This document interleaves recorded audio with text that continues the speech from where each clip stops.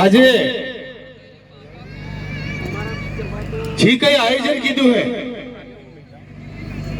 અને એના માટે આયોજક મિત્રોનો ખૂબ ખૂબ દિલથી ધન્યવાદ કરું અને એમના માન અને સન્માન માટે આપણે તમામે એમના માટે જોરદાર તાળીઓ થઈ જાય। આજ આપણે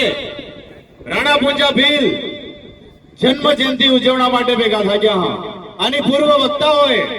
ઘણી બધી એમના વિશે માહિતી આપી દીધી છે, એટલે ફરીવાર વાતને નહીં દોહરાવતો એક વાત કહેવા જઈ રહી છું કે રાણા પૂંજા ભીલની મતલબ એક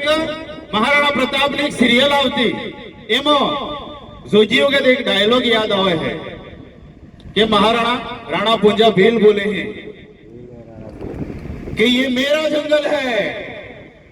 यहां कोई कुछ नहीं कर पाएगा, न राजपूत न मोगल।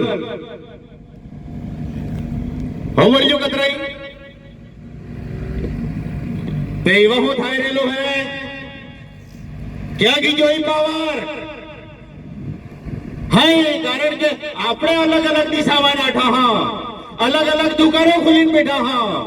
ताणी आज की परिस्थिति है અને રાજુ દાદા કહેજો તેમ 100% આવનાર સમયમાં કેસ પરિસ્થિતિ અને આનાથી પણ ગંભીર પરિસ્થિતિ બહુ બદતર પરિસ્થિતિ થાય જ્યાં સુધી આ જે આપણે અલગ અલગ દુકાનો ખુલી તે બંધ નહીં કરવા કરે, કારણ કે એક થાઓ એમ કરો આપણે પણ આદિવાસીમાં 100 હાથ ભાગે તે કણજવાળા એક થાય અને બીજા નહીં તે કશું નહીં राज करी है अपने माथे ते जंगल किनो है आपणो है तो बसावणो पण है पण नहीं बसावता आपणे तो पार्टी असल लागे है जी आगळे नेता मिले है ती जाइन विधानसभा में कोर करे है ते हेवा नेता वगैरह बनाओ ते एना करता ग्राम सभा मजबूत करो અને ग्राम सभा एजी नेताओं है जी कई आपने नड़वा वाला अधिकारीओ है तने एंट्रेस बैन कर दियो गाम ની અંદર ઓટોમેટિક બધા લાઈન માથે આવી જાય। જો કામગીરી જે સુધી નહીં કરો ત્યાં સુધી કશું જ થાય એવું નહીં। જો ગમતું કે તો બરાબર, કારણ કે તમારે રાજનીતિ જ કરવું કે તે પછી બીજું સપનું જોતા નહીં, તમે કોઈ રિઝલ્ટ નહીં મળે। અને અમારું કામ એવા મનીષ દાદા કહેજો કે આ સુધી 7-8 વર્ષની અંદર ઘણું બધું સામાજિક એક્ટિવિટી કીધી પણ જે એક્ટિવિટી કરે તો બીજા લઈને ના આવી જાય, દોમું સમાન રહી જાય। ત્યારે અમે એક અમારું સ્ટેન્ડ ક્લિયર કીધું અને Birsa brigade force Aravalli mountain એમ રોમ રાખ્યું કે આખી અરવલ્લી ગિરિમાળા આવી જાય। અરવલ્લી એકલો રાખતા બીજા પાછા અરવલ્લી વાળા એમ કહી ફેર પાછા એવા સોમળાજી અળગ્યું કંટી દીધું ફેર સોમળાજી વાળા તને अलग अलग आ वस्तु नहीं थाय एना माटे आदिवासीओना प्राथमिक प्रश्नों पड़तर प्रश्नों तमाम शैक्षणिक संवैधानिक कानूनी वैचारिक तमाम समस्याओं समाधान आ संगठन लावे एना माटे अमा एक प्रयत्न कर रही क्या અને એક નવો સંગઠનનું નિર્માણ કીધું છે આ 13 સપ્ટેમ્બરના દિવસથી અને આ આમાં પહેલી ચિંતન શિબિર કરવા જઈ રહેલા હા 12 ઓક્ટોબર मतलब આવતા રવિવારે શામળાજી સર્વોદય આશ્રમની બાજુમાં ખારી ગામ હે ત્યાં અમારું ઉદ્દેશ્ય એક જ અમાર કળા સુધારવા નહીં, સિર્ફ યુવાઓએ સુધાર દી હા તે ઘણું થઈ ગયું અમારું સપનું સાકાર અને અમારો ફોકસ એક જ છે કે યુવાઓને જ લાઈન માથે લાવણા। आज અમારા વિસ્તારમાં આવગે તમારા વિસ્તારમાં આવગે કાટમાં આવીને મોટા મોટા ભાષણ કરીને જતા રહે કે યુવાનો એમ કરે પણ યુવાનો માટે તમે શું કીધું, કઈ કીધું હરોપી એમ કે કઈ નોકરી અલવજી કે રોજગારી અલવજી કઈ કીધું કઈ તો પછી એવા નવરા પણ કે પીએ નહીં તો શું કરે બરાબર। એટલે જે વસ્તુ હે એટલે વા કાટમાં જે બોલતા તે બંધ કરી દીધા, કારણ કે આમાં યુવા એવી રીતના બોલતા તૈયાર થઈ ગયા બરાબર। અને આ જ વસ્તુ હે કે સતત ચિંતન શિબિરો કરવી પડે